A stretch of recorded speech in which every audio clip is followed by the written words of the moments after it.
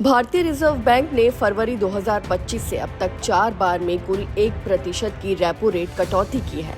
इसका सीधा लाभ आम जनता को मिला है क्योंकि बैंकों ने कर्ज की ब्याज दरों में कटौती कर इसे ग्राहकों तक पहुंचाया।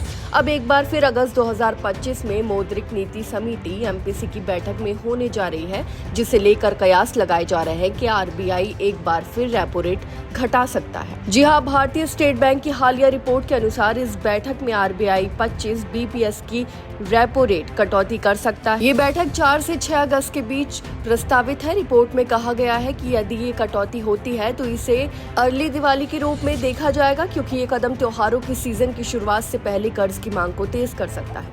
वहीं एसबीआई की रिपोर्ट में पिछली घटनाओं का हवाला देते हुए बताया गया कि जब अगस्त 2017 में 25 बीपीएस की रेपो रेट कटौती हुई थी तो दिवाली तक 1956 अरब रुपए का अतिरिक्त कर्ज बाजार में आया, जिसमें से 30% हिस्सा पर्सनल लोन का था। ये दर्शाता है कि सस्ती ब्याज दरें उपभोक्ताओं को खर्च बढ़ाने के लिए प्रेरित करती है।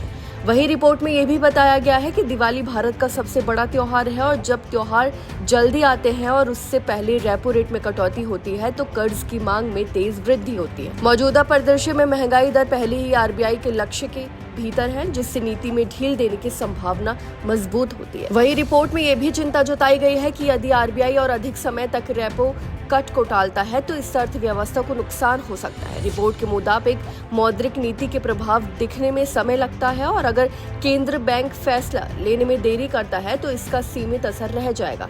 इस स्थिति में उत्पादन घट सकता है और निवेश का माहौल कमजोर हो सकता है। इसके अलावा रिपोर्ट में आगाह किया गया है कि अगर आरबीआई ये सोचकर रेट कट नहीं करता कि महंगाई में गिरावट अस्थायी है तो ये एक बड़ी भूल हो सकती है। महंगाई में गिरावट अस्थायी हो सकती है और उत्पादन गिरावट की ओर बढ़ सकता है। रिपोर्ट में स्टैंडर्ड क्वाड्रेटिक लॉस फाउंडेशन का हवाला देते हुए कहा गया है कि केंद्र बैंक को महंगाई और विकास के बीच संतुलन बनाकर रखना चाहिए। वहीं रिपोर्ट में यह भी बताया गया है कि टैरिफ FY 26 में त्योहारों की टाइमिंग्स, जीडीपी ग्रोथ और FY 27 के संभावित CPI आंकड़े पहले से ही सामने आ चुके हैं, जो नीति निर्माताओं के लिए जरूरी संकेत है। ऐसे में यदि आरबीआई समय पर कदम उठाता है तो ये न केवल आम लोगों को राहत देगा बल्कि अर्थव्यवस्था को भी मजबूती देगा। इस तरह अगर अगस्त में रेपो रेट में कटौती होती है तो आने वाले फेस्टिव सीजन में कर्ज लेना और आसान होगा, जिससे बाजार में मांग बढ़ेगी और जीडीपी ग्रोथ को नई रफ्तार मिल सकती है। फिलहाल इस खबर में बस इतना ही और ऐसे ही तमाम खबरों को देखने के लिए देखते रहिए भारत एक्सप्रेस।